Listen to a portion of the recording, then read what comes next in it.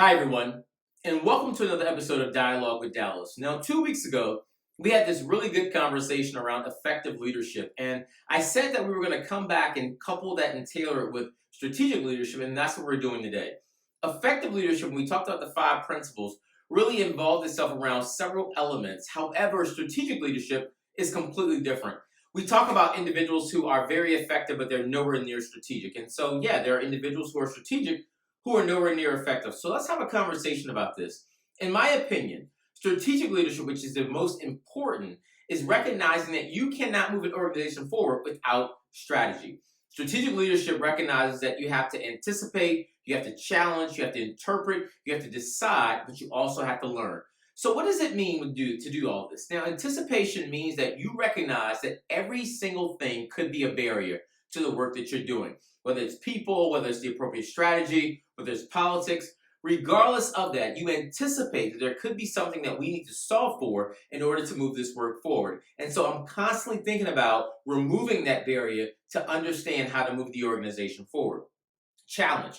You have to challenge the status quo. I can't tell you how many times in society that we just get comfortable with the status quo. If we recognize that we have to make our organization recognize that the status quo is more dangerous than the unknown, which is a quote I would constantly put up by John Cotter, we would know that challenging people, challenging ideas, challenging your organization keeps it on its toes to moving forward. Now, also, we have to interpret because there's several decisions, several data points, several things that come before us that if we don't interpret this data, if we don't interpret people's reactions and behavior, we can leave ourselves vulnerable to things that could impact the organization. So interpretation of ideas, of people, of concepts is important to recognizing what we need to do in order to navigate the path forward.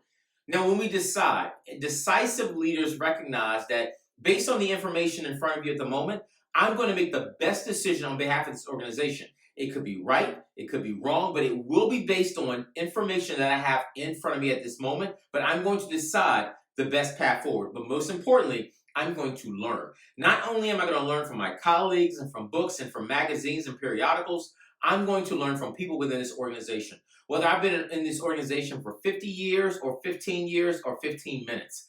People within this organization have more knowledge than me. And so the best piece of learning that I can actually provide to myself is getting to know people within this organization by learning and doing and growing. So I want to hear from you. We talked about effective leadership, strategic leadership, and I'm saying this in full circle as I work with individuals in whom we are partners with within the network of Infinite Solutions. But I need to hear from you around what you believe effective and strategic leadership is versus what it isn't. And I want to more importantly hear from you about things that you're doing to move strategic leadership forward. And let's have a conversation with that between each other until we can dialogue again with Dallas.